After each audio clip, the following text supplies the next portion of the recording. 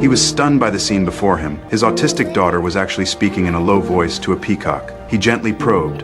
They're gonna get all your crackers.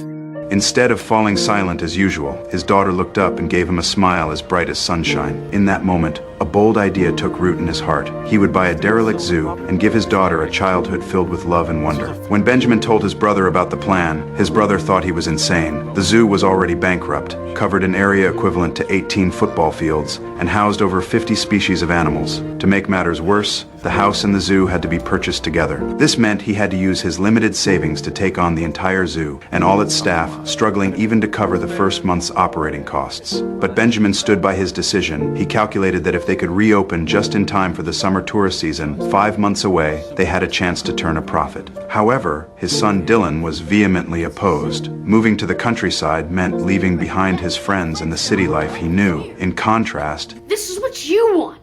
It's not what I want." his daughter couldn't hide her excitement. We bought a zoo!